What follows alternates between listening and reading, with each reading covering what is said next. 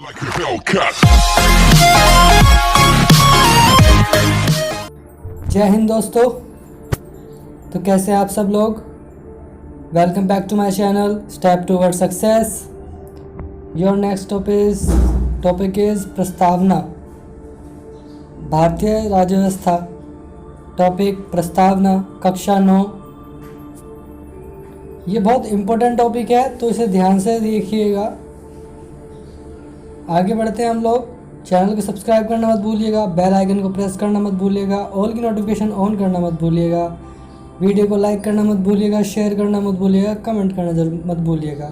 और अगर आपको पसंद नहीं आ रही है वीडियो तो अनलाइक करना मत भूलिएगा। तो चलिए आगे बढ़ते हैं हम लोग।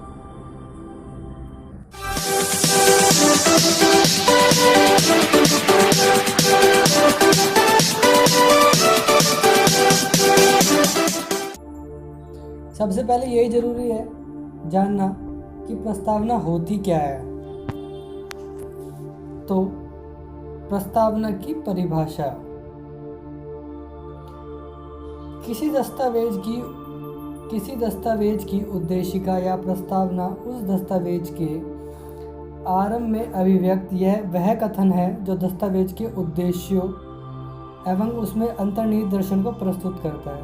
मतलब प्रस्तावना एक ऐसी चीज़ है जो एक ही, जैसे बोलते हैं ना कि एक पूरे सेंटेंस को एक वर्ड में डिफाइन करना होता है, तो वैसे ही पूरी बुक को एक पेज पे डिफाइन करना उद्देशिका कहलाता है या प्रस्तावना कहलाता है। ठीक है। नेक्स्ट, हमारे संविधान की प्रस्तावना। हम भारत के लोग, इस क्वेश्चन में यहाँ से इस तरीके से आता है कि प्रस्तावना की शुरुआत किस सेंटेंस से हुई है, किस वाक्य से हुई है। तो आंसर है हम भारत के लोग भारत को एक संपूर्ण प्रभुत्व संपन्न, इनके मतलब अभी मैं नेक्स्ट स्लाइड में बताऊंगा आपको। संपूर्ण प्रभुत्व संपन्न, समाजवादी, धर्मनिरपेक्ष, लोकतांत्रिक गणराज्य बनाने के लिए तथा उसके समस्त नागरिकों को सामाजिक, आर्थिक और राजनीतिक न्याय, विचार अभिव्यक्ति, विश्वास, धर्म, उपासना की स्वतंत्रता देते हुए प्रतिष्ठा, अवसर की समानता प्राप्त करने के लिए तथा उन सब में व्यक्ति की गरिमा और राष्ट्र की एकता व अखंडता सुनिश्चित करने वाली बंधुता को बढ़ाने के लिए दृढ़ संकल्प होकर अपनी इस संविधान सभा में आज तारीख 26 नवंबर ईसापूर्व मिति मार्गशीर्ष शुक्ल संपत्ति सप्तमी संवती 2006 विक्रमी। क्वेश्चन इस तरीके से आ जाता है कि हिंदू कैलेंडर के अनुसार 26 नवंबर 1949 या संविधान जब अंगीकृत हुआ तो उस समय हिंदू कैलेंडर के अनुसार क्या तारीख थी। संवती 2006 विक्रमी के अनुसार विक्रमी को ऐत द्वारा, मतलब अपने द्वारा अंगीकृत अधिनियम और आत्मर्पित करते हैं। ये हमारे संविधान की प्रस्तावना है जो 13 दिसंबर 1947 को हमारे देश के पहले प्रधानमंत्री पंडित जवाहरलाल नेहरू के द्वारा संविधान सभा के समक्ष रखी गई और 22 जनवरी 1948 को इसे संविधान सभा द्वारा अपना लिया गया। आगे बढ़ते हैं। तो जैसे मैंने आपसे कहा था कि नेक्स्ट स्लाइड में मैं आपको मतलब बताऊंगा, पर पहले उससे पहले जानते हैं क्या क्या हुआ। प्रख्यात न्यायविद व संवैधानिक विशेषज्ञ N.K. पालकीवाला ने प्रस्तावना को संविधान का परिचय पत्र कहा है। जाहिर सी बात है, जब पूरा परिचय दे रहा है संविधान का कि संविधान क्यों बन रहा है, किस उद्देश्य से बन रहा है, क्या किस तरीके से बन रहा है, तो परिचय पत्र कहा जाएगा संविधान को, उद्देशिका को संविधान का परिचय पत्र कहा जाएगा। इसमें 3 वर्ड पहले नहीं जुड़े थे, उन्हें बाद में जोड़ा गया। 42वें संविधान संशोधन अधिनियम 1976 के द्वारा प्रस्तावना में समाजवादी, धर्मनिरपेक्ष और अखंडता शब्द को शामिल किया गया। ये बाद में जोड़े गए थे तीनों शब्द। अब जानते हैं कि एक एक वर्ड का मतलब क्या है इस प्रस्तावना के अंदर। संपन्न संप्रभुता, मतलब जो ये था, ये संपूर्ण प्रभुत्व संपन्न, इसका मतलब क्या है? भारत ना किसी देश पर निर्भर है और ना ही किसी देश का गुलाम है। संपूर्ण प्रभुत्व संपन्न का सीधा सीधा मतलब है भारत ना किसी देश पर निर्भर है, ना ही किसी देश का गुलाम है। समाजवादी, जहाँ सार्वजनिक हित सर्वोपरि होता है, मतलब समाज के लिए कार्य होता है, उस देश को समाजवादी देश कहा जाता है। धर्मनिरपेक्ष, जिस देश में किसी धर्म को मान्यता नहीं दी गई हो वो देश धर्मनिरपेक्ष कहलाता है। हमारा देश धर्मनिरपेक्ष देश है। लोकतांत्रिक, लोकतांत्रिक का सीधा सीधा मतलब है लोगों का शासन, जहाँ पर लोग अप्रत्यक्ष रूप से शासन करते हैं। अप्रत्यक्ष मतलब वो अपने प्रतिनिधि चुन के भेजते हैं कि ये हमारे प्रतिनिधि होंगे, ये हमारे रूप से शासन करेंगे या हमारे लिए काम करेंगे। गणतंत्र, ये सबसे ज़्यादा क्वेश्चन इसी वर्ड से आता है कि इसका मतलब क्या होता है। तो इसका मतलब राज्य प्रमुख, मतलब जो हमारे राष्ट्रपति हैं वो राज्य प्रमुख हैं, हमारे देश के प्रमुख हैं। राज्य प्रमुख हमेशा प्रत्यक्ष व अप्रत्यक्ष रूप से एक निश्चित समय अवधि के लिए चुना जाएगा। हमारे राष्ट्रपति 5 वर्ष के लिए चुने जाते हैं, प्रत्यक्ष व अप्रत्यक्ष रूप। ये मैं जब लास्ट टॉपिक जब चलेगा हमारा अन्य बिंदु, जब मैंने पहले भी कहा था आपसे, मैं इसका मतलब आपको अच्छे से समझाऊंगा कि प्रत्यक्ष व अप्रत्यक्ष क्या होता है, चुनाव का तरीका। नेक्स्ट, सामाजिक, आर्थिक, राजनीतिक न्याय। ये तो आपको पता है सामाजिक, आर्थिक, राजनीतिक न्याय क्या होता है। इन्हें 1917 की रूसी क्रांति से लिया गया था, जिसे बोल्शेविक क्रांति भी बोलते हैं। उस वाली क्रांति से इन तीनों वर्ड को लिया गया और इसे अपने संविधान में हमने शामिल इस वजह से किया कि हमें अपने नागरिकों को न्याय देना है सामाजिक, आर्थिक और राजनीतिक तौर पे। स्वतंत्रता किस चीज़ की है?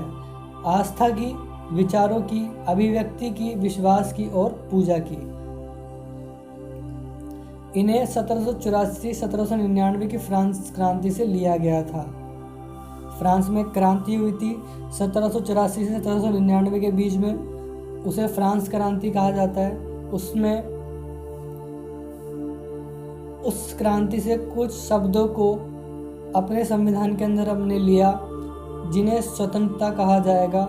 आस्था की, विचारों की, अभिव्यक्ति की, विश्वास की और पूजा की। नेक्स्ट, समानता किस चीज़ की देंगे हम संविधान के अंदर? प्रतिष्ठा और अवसर की समानता। ये सब आपको एक एक वर्ड डिफाइन हो जाएगा अभी लास्ट में जब चलते रहेंगे हम। बंधुत्व का मतलब ये होता है कि क्या नाम, भाईचारा, एक तरीके से। एकता का मतलब तो आप लोगों को पता होगा, क्योंकि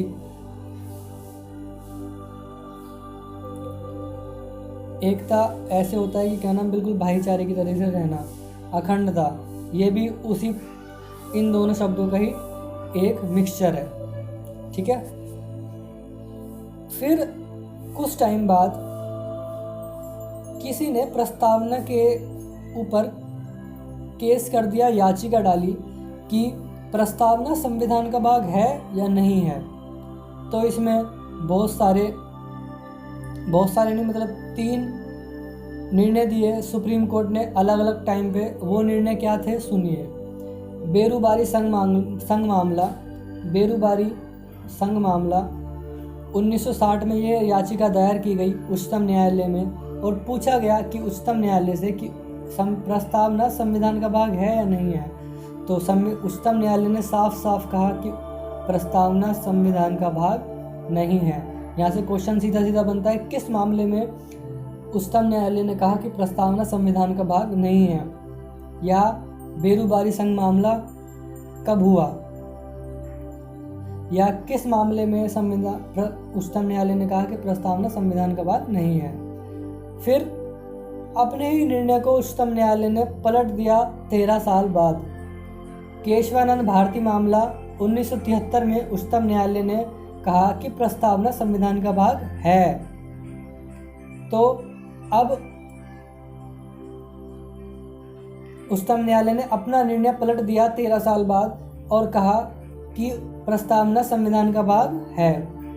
तो सीधा सीधा क्वेश्चन बन रहे हैं यहाँ से, किस मामले के अंदर उच्चतम न्यायालय ने कहा कि प्रस्तावना संविधान का भाग है, किस मामले में वो केशवानंद भारती मामला कब हुआ, या सीधा सीधा क्वेश्चन पूछा जाएगा कि किस केस में या किस याचिका दायर जब हुई थी तो किस मामले में उच्चतम न्यायालय ने कहा कि प्रस्तावना संविधान का भाग है।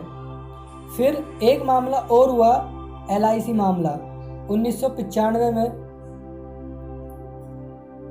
22 साल बाद उच्चतम न्यायालय ने फिर से अपना निर्णय पलट दिया और फिर से कहा कि LIC मामले में 1995 में कि उच्चतम न्यायालय ने कहा कि प्रस्तावना संविधान का आंतरिक भाग है। ठीक है, तो अपने निर्णय धीरे धीरे पलटती रही उच्चतम न्यायालय। तो अभी यही निर्णय जो ये लास्ट निर्णय दिया, इस वाले निर्णय पे कायम है अभी हमारा उच्चतम न्यायालय, हमारा सुप्रीम कोर्ट। प्रस्तावना में संशोधन किए जा सकते हैं। संशोधन का मतलब प्रस्तावना के लिए ये है कि क्या नाम प्रस्तावना में कुछ चीज़ें जोड़ी जा सकती हैं, परंतु उसकी मूल विशेषताएं, मतलब जब पंडित जवाहरलाल नेहरू ने जो उद्देशिका प्रस्तुत की थी वो उद्देशिका के साथ छेड़खानी ना करते हुए उसमें नए शब्द जोड़े जा सकते हैं, पर पुराने शब्द नहीं खत्म करे जा सकते। अर्थात प्रस्तावना में संशोधन अनुच्छेद 368 के तहत किया जा सकता है, बशर्ते इसकी मूल विशेषताओं में संशोधन ना किया जाए। ठीक है, तो अब आगे बढ़ते हैं। अब तक सिर्फ एक बार 42वें संविधान संशोधन अधिनियम 1976 में किया गया है। अब तक एक बार संविधान संशोधन हुआ है प्रस्तावना के अंदर, वो भी 42वें संविधान संशोधन अधिनियम 1976 के तहत। इस संशोधन को मिनी कॉन्स्टिट्यूशन भी कहा जाता है। इस संविधान संशोधन के अंदर बहुत सारे संशोधन हुए कॉन्स्टिट्यूशन के अंदर, संविधान के अंदर। तो इस वाले संविधान संशोधन को मिनी कॉन्स्टिट्यूशन के नाम से भी जाना जाता है। इस संविधान संशोधन के तहत समाजवादी, धर्मनिरपेक्षता, अखंडता शब्द प्रस्तावना से जोड़े गए। पहले ये तीनों वर्ड प्रस्तावना के अंदर नहीं थे, ये तीनों वर्ड बाद में 42वें संविधान संशोधन अधिनियम 1976 के तहत प्रस्तावना से जोड़े गए। तो यहाँ पर आपकी क्लास आज ख़त्म होती है। अब हम नेक्स्ट क्लास में मिलेंगे अपने नए टॉपिक के साथ बने रहिए। चैनल को सब्सक्राइब करना मत भूलिएगा, बेल आइकन को प्रेस करना मत भूलिएगा, ऑल की नोटिफिकेशन ऑन करना मत भूलिएगा, वीडियो को लाइक करना मत भूलिएगा, कमेंट करना मत भूलिएगा और शेयर करना मत भूलिएगा। और आपको वीडियो पसंद नहीं आती तो अनलाइक का बटन है, अनलाइक करना मत भूलिएगा। वीडियो को स्किप करके बिल्कुल मत देखिएगा, वीडियो बहुत इन्फॉर्मेटिकल होती हैं सारी, तो वीडियो को स्किप करके बिल्कुल मत देखिएगा। जय हिंद, जय भारत।